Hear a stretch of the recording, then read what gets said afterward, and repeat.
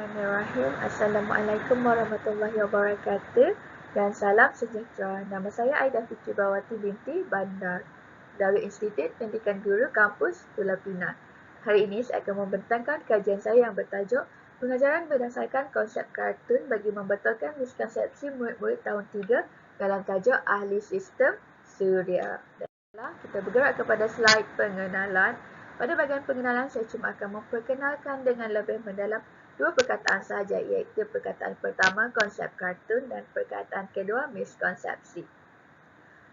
Konsep kartun di sini merujuk kepada beberapa karakter kartun dengan pendirian berbeza berkenaan sesuatu topik yang dibincangkan. Bagi kajian ini, topik ahli sistem suria. Pendirian berbeza ini disebabkan oleh pengetahuan sedia ada murid yang berbeza. Bila dah ada pendirian berbeza, hal ini kelak menimbulkan konflik bagi pembaca. Pembaca di sini merujuk kepada murid-murid. Setelah itu, bila murid sedang mengalami konflik, murid-murid akan cuba untuk mencari kebenaran. Kerana sifat semula jadi murid iaitu untuk mencari kebenaran, iaitu sifat ingin tahu yang sangat tinggi. Perkataan yang kedua pula ialah miskonsepsi, iaitu salah faham, keliru, delusi, salah fikiran, salah perhitungan, salah pegangan dan contoh-contoh lain lagi. Hal ini juga dipengaruhi oleh pengetahuan sedia ada masing-masing dan antara cara untuk atasi dengan menggunakan teori konstruktivisme beruna. Contoh miskonsepsi yang sering saya jumpa dalam kajian saya adalah murid selalu menyatakan asteroid ialah planet di sistem suria, sedangkan asteroid bukan planet. Slide ketiga merujuk kepada refleksi pengajaran dan pembelajaran, iaitu bagaimana tercetusnya idea untuk melaksanakan kajian ini, iaitu yang pertama, tidak semua murid aktif sepanjang PDPC. Disebabkan oleh faktor pertama ini, maka terjadinya faktor yang kedua, iaitu penyelidik sukar nak kenal pasti punca permasalahan atau kesalahan murid bila murid tidak aktif semasa PDPC. Faktor yang ketiga pula, guru perhatikan murid mengalami kekeliruan yang sangat ketara antara fungsi bulan dan matahari. Serta juga mengalami masalah ataupun kekeliruan antara perbezaan antara asteroid dan meteoroid disebabkan oleh hujung perkataan yang sama, iaitu roid dan roid. Dan faktor yang keempat pula adalah kaedah pengajaran guru yang tidak interaktif, iaitu guru cuma menggunakan kaedah slide PowerPoint biasa sahaja dan teknik penyoalan. Okey, tindakan yang telah saya pilih untuk membaiki amalan adalah dengan menggunakan kaedah konsep kartun. Kerana pada pendapat saya, konsep kartun bukan sekadar membetulkan miskonsepsi murid, tetapi pada yang sama membantu guru juga untuk menambah baik amalan pedagogi guru dalam menilai kefahaman murid. Baiklah, konsep kartun ini bukan sahaja berupaya bantu murid sedar mereka sedang mengalami masalah miskonsepsi. Tetapi setelah murid sedar, murid-murid akan berusaha untuk membetulkan miskonsepsi tersebut melalui nota tambahan, iaitu komik kartun berbentuk nota kepada murid dan juga melalui penerangan guru sepanjang PDP. Baiklah, amalan pedagogi guru dalam aspek menilai hasil kerja murid juga bertambah baik apabila kita menggunakan kaedah konsep kartun.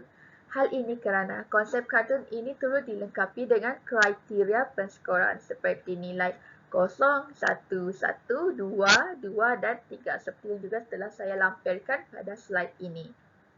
Maka tersebut kelak akan menjadi interpretasi tahap pemahaman murid. Okey, saya bagi contoh, kalau untuk soalan yang saya tampilkan pada slide ini, murid dapat jawab, murid dapat beri jawapan, murid juga dapat penerangan.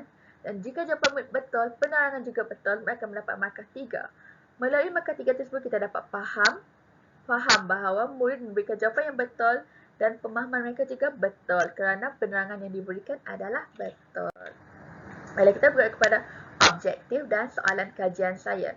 Objektif saya terdiri daripada dua. Yang pertama adalah mengkaji sama ada pengajaran berdasarkan konsep kartun dapat membetulkan miskonsepsi murid-murid tahun 3 dalam tajuk ahli sistem suria. Objektif yang kedua pula adalah menambah baik amalan pedagogi guru dalam aspek menilai kefahaman murid tahun 3 bagi tajuk ahli sistem suria. Soalan kajian yang pertama pula merujuk kepada Sejauh manakah pengajaran berdasarkan konsep kartun dapat membetulkan miskonsepsi murid-murid tahun 3 dalam tajuk Ahli Sistem Suria? Manakala soalan kajian yang kedua pula ialah bagaimanakah amalan pedagogi guru dalam aspek menilai kefahaman murid tahun 3 bertambah baik bagi tajuk Ahli Sistem Suria. Okay, peserta kajian saya ada terdiri daripada murid-murid SK St. Xavier Cawangan, iaitu murid lelaki sahaja dan kelas 3 pintar yang terdiri daripada 15 orang murid. Purata bilangan murid bagi satu kelas di sekolah ini adalah seramai 20 hingga 30 orang murid, tapi kelas yang setelah saya peroleh adalah seramai 15 orang murid sahaja. Sepanjang pemerhatian saya, kelas ini kesemua murid mempunyai perwatakan yang positif, iaitu semua mereka mempunyai semangat kerjasama yang tinggi hendak membantu rakan mereka antara satu sama lain. Akan tetapi, mereka mempunyai kadar tumpuan yang sangat singkat. Murid ini kalau guru guna kaedah pengajaran yang sama berulang kali, murid akan mudah bosan. Jadi, mereka tak ada semangat nak belajar. Jadi, kalau nak jadi guru kat kelas ni, dia kena kreatif. Kena selalu bertukar-tukar kaedah pengajaran. Jadi, kaedah mengumpul data yang telah saya gunakan adalah sebanyak 3. Kaedah yang pertama adalah konsep kartun. Kaedah kedua, soal selidik yang akan diberikan kepada peserta kajian, iaitu murid-murid. Dan kaedah ketiga adalah temu bual dengan guru pembimbing saya di sekolah tersebut. Bagi dapatan kajian pula, saya akan persembahkan data kuantitatif dalam bentuk graf bar dan data kualitatif iaitu temu bual dalam bentuk transkrip temu bual. Okay, untuk konsep kartun, saya akan laksanakan pengajaran sebanyak 2 kali iaitu pada fasa engage dan juga pada fasa explain. Kedua fasa tersebut saya akan menggunakan kaedah konsep kartun. Manakala untuk soal selidik pula, saya persembahkan data juga dalam graf bar. Okey, bagi dapatan kajian ini, saya telah melaksanakan triangulasi data antara ketiga-tiga data yang telah saya peroleh. Melalui triangulasi tersebut, saya dapat menyokong kesahan data antara satu sama lain. Untuk melihat jadual analisis soal selidik. Okey, kita lihat item nombor 6.